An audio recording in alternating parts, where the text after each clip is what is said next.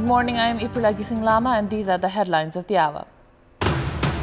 Israel and Hamas reach a ceasefire deal to end 15 months of war. US President Joe Biden confirms the deal with withdrawal of Israeli forces from Gaza and release of hostages held by Hamas. President Powell issues an ordinance related to land following Prime Minister Oli's commitment. Opposition accuses government of arbitrariness as Oli defends ordinance for good governance. Nepali Congress Chair Dioba holds a meeting with 12 federal ministers at his residence. Discussions on ministers' progress, operational plans and coordination ongoing. And Barcelona thrashed Real Betis 5-1 in Copa del Rey quarter-finals. Valencia, Leganes, Getafe and Atletico secure spots in the last 8. Palestinians in Gaza are celebrating after mediators confirmed the ceasefire deal has been reached between Hamas and Israel after 15 months of war. The truce is set to take effect on Sunday, January 19. Israeli forces, however, are continuing with their attacks across the Gaza Strip, killing at least 30 Palestinians in the enclave since the agreement was announced. US President Joe Biden confirmed the deal, which involves a full and complete ceasefire, the withdrawal of Israeli forces from Gaza and the release of all hostages held by Hamas. The implementation of the agreement will be guaranteed by Qatar, Egypt and the US. According to Al Jazeera News, in stage 1 lasting 6 weeks, Hamas will release 33 Israeli captives including children, female, soldiers, civilians and men over 50 years of age. In return, Israel will free 50 Palestinian prisoners for each female soldier and 30 for each civilian captive. If determined that the conditions have been met for a second phase, Hamas will release all remaining living captives, mostly male soldiers, in return for the freeing of more Palestinians held in Israeli prisoners. Israel would initiate its complete withdrawal from Gaza, including from the Philadelphia corridor, the border area between Egypt and the Palestinian enclave. In third phase, should the conditions of the second stage be met, the bodies of the remaining captives will be handed over in return for a 3 to 5 years reconstruction plan to be conducted under international supervision. Hamas attacked southern Israel on 7th of October 2023, killing about 1,200 people and taking 251 back to Gaza as hostages. The attack triggered a massive Israeli offensive on Gaza, during which more than 46,000 Palestinians have been killed. According to BBC verified research, 94 hostages are still being held by Hamas, of whom 34 are presumed dead. 10 Nepali students were also killed in Hamas attack, and one Nepali student, Bipin Joshi, is still a Hamas captive.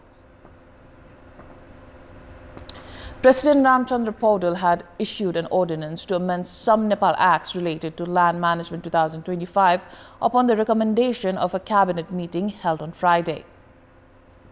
Out of the 7 ordinances sent by the government on 10th of January, 4 were issued on 13th of January. President Paudel issued the ordinance after discussion with Prime Minister KP Sharma Oli. The specific details of the amendments have yet to be disclosed. Government sources indicate that the ordinances include significant reforms to land policies, especially those affecting landless individuals and marginalized communities. Sources in the Ministry of Land Management, Cooperatives and Poverty Alleviation said that ordinance was brought to speed up the work as per the recommendation made by the Land Commission. It is proposed to amend the Land Act 2021, Forest Act 2076 and Property Act 2076. The ordinance drew public criticism as some loopholes in the legal document enforced without parliamentary discussion could have dire consequences for public land encroached upon unlawfully under various pretexts. The ordinance comes amidst calls from opposition parties for the government to convene the winter session of Parliament to debate land reforms and other pressing issues. The Prime Minister KP Sharma Oli has defended the government's decision to introduce the ordinance, claiming it was necessary to control corruption and accelerate development works, following criticism that the ordinance bypassed Parliament. In a program held yesterday at the Prime Minister's office, Oli stated that the 29 laws issued by the government through the ordinance were introduced to enhance public services, combat corruption and accelerate development works. भ्रष्टाचार नियन्त्रणदेखि लिएर सुशासनका सबै पक्षहरूमा ध्यान पुर्याउने, सुशासन दिने र विकासका कामहरूलाई प्रभावकारी ढङ्गले गतिशीलताका साथ अगाडि बढाउने यी अध्यादेशहरूको जारी गराइबाट स्पष्ट हुन्छ। Premier Oli said that ordinance was brought through discussion and consensus with the top leaders of Congress and UML along with senior officials, experts and entrepreneurs. He said that the unity of the two parties has been strengthened as the ordinance has been introduced to speed up the efficiency of the government and address the demands of the people. यो संयुक्त सरकार काम गर्नका निम्ति बनेको हो, स्थिरता स्थायित्वका लागि बनेको हो र यसले जनताका समस्याहरूलाई सम्बोधन पनि गर्छ। हाम्रो सरकारमा रहेका दलहरूको एकता यसबाट सुदृढ ढङ्गले प्रस्तुत भएको छ। एउटा अक्षरमा कतै पनि असहमति कहीँ पनि छैन। Premier Oli said that the government is preparing bills to call the parliament session. He expressed his commitment to submit the laws brought from the ordinance as soon as the session begins and pass them within 60 days. यी अध्यादेशहरू प्रतिनिधि सभा सुरु भएको पहिलो दिन नै हामी यी संसदमा प्रस्तुत गर्छौं र 60 दिनभित्र यिनीहरूलाई पारित गर्छौं। Premier Oli also made it clear that he is not in favor of dividing other parties by introducing an ordinance. He added that even though the protest of the opposition parties are natural, such activities should not target anyone specifically. It is time for our segment Public Pulse, where you text us with your opinion. Public Pulse. Yesterday's question: what is your take on Prime Minister KP Sharma Oli stepping in to defend himself amidst criticism for introducing ordinances by bypassing the parliament? Your options are A, to counter criticisms, B, to rationalize his actions, or C, disparaging the parliament. The voting is on. Type NEWS, select your option A, B or C and send it to 34001 to share your opinion with us. Now, Nepali Congress Chair Sher Bahadur Deuba is leading a group discussion with 12 ministers from the federal government. Deuba is currently holding discussion at his Budalin Kantha residence with ministers from Nepali Congress. The meeting focuses on the ministers' progress, operational plans and coordination with the party. Congress aims to enhance government effectiveness through ongoing talks between party officials, the Parliamentary Party Working Committee and ministers.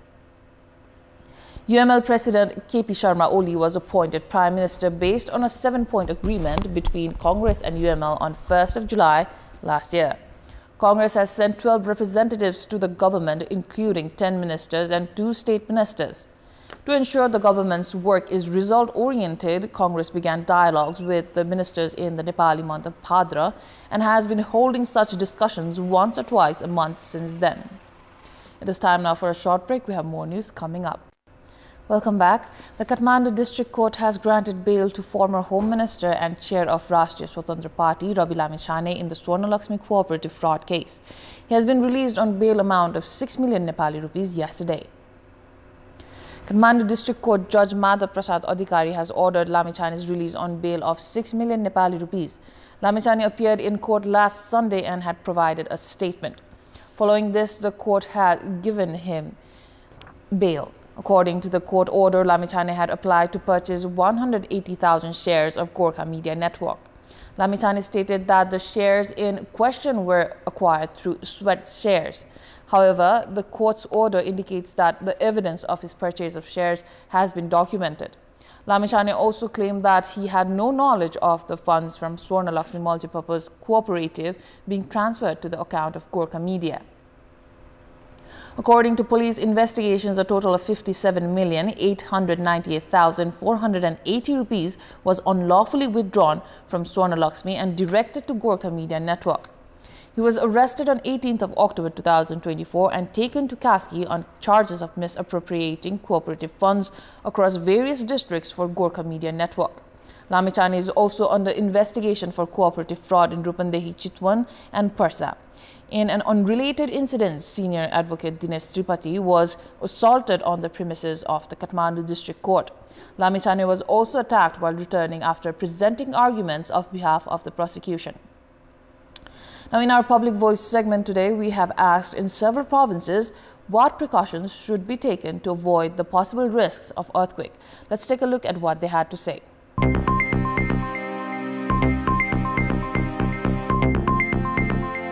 भूकम्पबाट जोगिन सरकारले वा सम्बन्धित निकायहरूले जुन सुरक्षाका मापदण्डहरू जारी गरेका छन् ती विधिलाई नै अपनाउँदा जोखिमबाट बच्ने सबभन्दा बढ्ता सम्भावनाहरू हुन्छ। कुन चाहिँ सुरक्षित ठाउँ त्यहाँ गएर उभिने, खानेकुराहरू पनि जोहरू गरेर आफैसँग लिएर गयो भने चाहिँ नि हामीले चलाउन सक्छौँ आफ्नो जीवको पार्जन। घरमा यहाँ भयो सामान बर्बाद भयो यो भयो त्यो भयो भन्नुभन्दा पनि ज्यान जोगाउनलाई पहिला निस्किनु पर्यो। घर मजबुत बनाउनु पर्यो, नक्सा पास गरेर। भुइँचालो आउँदाखेरि बाहिर निस्किनु पर्यो, अलिक सुरक्षित ठाउँ खोज्नु पर्यो। अत्यन्तै जोखिमयुक्त ठाउँलाई स्थानान्तरण गरेर केही सहज ढङ्गले चाहिँ आफ्नो सुरक्षा आफै गरेर सुरक्षित ठाउँमा बस्ने। इटा सिमेन्टबाट बनेको घरभन्दा काठको घरहरू चाहिँ बनाउनु जरुरी छ। घर व्यवस्थित गरेर बनाउने, अलि खुल्ला जग्गाहरू राख्ने, घर चाहिँ भूकम्प रहित बनाउनका लागि चाहिँ राष्ट्रिय स्तरबाटै पहल गरिनुपर्छ। विद्यालय लेभलदेखि सानो लेभलदेखि नै नियमित रूपमा भूकम्प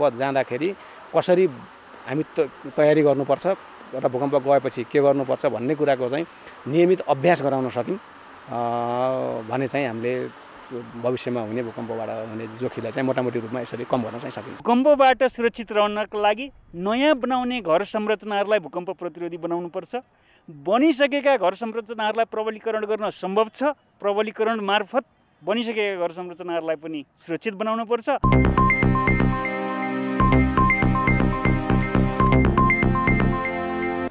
The Parliament Secretariat is the institution responsible for drafting Nepal's laws. However, INGOs are currently operating within this critical and sensitive body.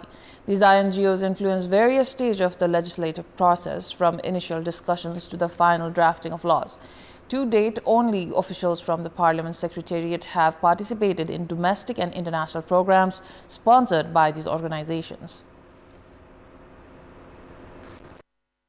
The Parliament Secretariat, responsible for lawmaking in Nepal, has a policy of only accepting support from the UNDP's Parliament Support Project with an agreement in place until 2027. However, over half a dozen NGOs are reportedly influencing programs and activities under the Secretariat, raising concerns about their growing involvement.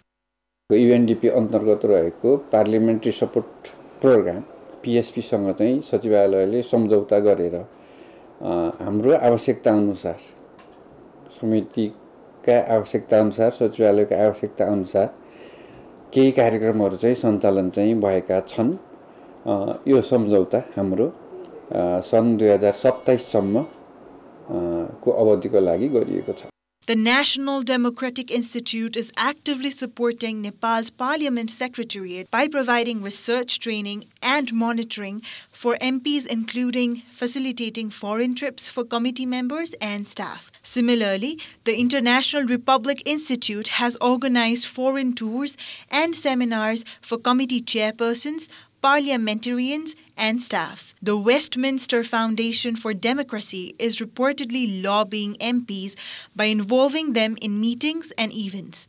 Other organizations such as the Asia Foundation and ICIMOD are also conducting programs aimed at influencing parliamentarians. The Parliament Secretariat reports that various NGOs are personally inviting MPs to programs, while high-ranking officials turn a blind eye to the involvement in lawmaking. Meanwhile, the Speaker and Deputy Speaker actively participate in NGO-sponsored events.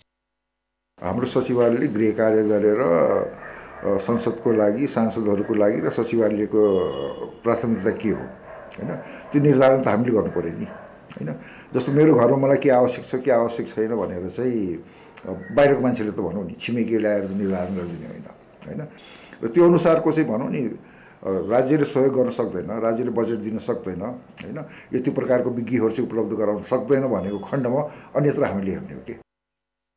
Donor assistance is not unwelcomed, but it should align with the needs of Parliament, not serve external interests. Given these organizations often have agendas, the involvement in lawmaking should be avoided. It is time for international news.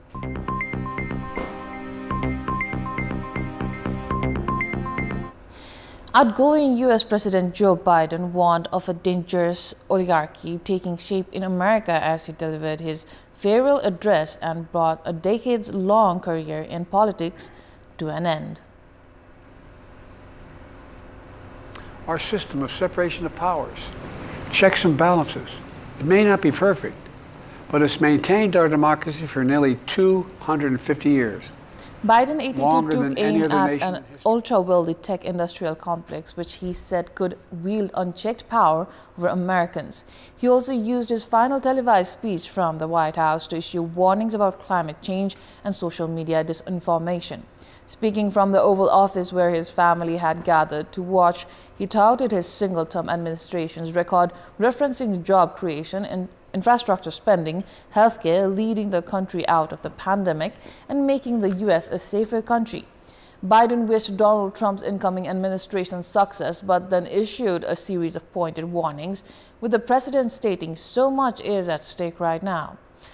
On misinformation, Biden warned that Americans are being buried under an avalanche of misinformation and disinformation, enabling the abuse of power. He also took a swipe at social media companies such as Meta, which has recently announced it will get rid of independent fact-checkers. And his attack on an ultra-wealthy tech industrial complex was a veiled reference at Silicon Valley executives such as Elon Musk, the world's richest man who is close to Trump and provided huge financial backing to his campaign. His farewell address came on the same day he announced a ceasefire agreement between Israel and Hamas, which he referenced in his opening remarks. Biden said that the negotiations had been some of the toughest of his career and took credit for helping get the deal over the line. The deal will see a ceasefire take effect on 19 January, a day before Trump is due to take office. The incoming president has also taken credit for the agreement, saying it was only possible because he won the election in November. Now, according to China's Ministry of Commerce, China's cross-border e-commerce imports and exports surged by 10.8% in 2024, reflecting growing demand from international consumers for high-quality Chinese products. The ministry noted that China's foreign trade has shown remarkable resilience in the past year despite a challenging global environment. The total value of China's trade in goods reached 43.85 trillion yuan, which is around 6.16 trillion US dollars in 2024, representing a 5% increase over the previous year. Imports saw a record-breaking rise of 2.3%, maintaining China's position as the world's second-largest importer for the 16th consecutive year. The number of foreign trade entities also increased, with nearly 700,000 companies reporting import and export activities in 2024. The ministry highlighted that China's trade with traditional markets continued to grow in 2024, while its trade with countries participating in the Belt and Road Initiative (BRI) became an even larger portion of the total, accounting for 50.3%. At present, China is a primary trade partner for over 150 countries and regions and has signed 23 free trade agreements with 30 countries and regions across 5 continents.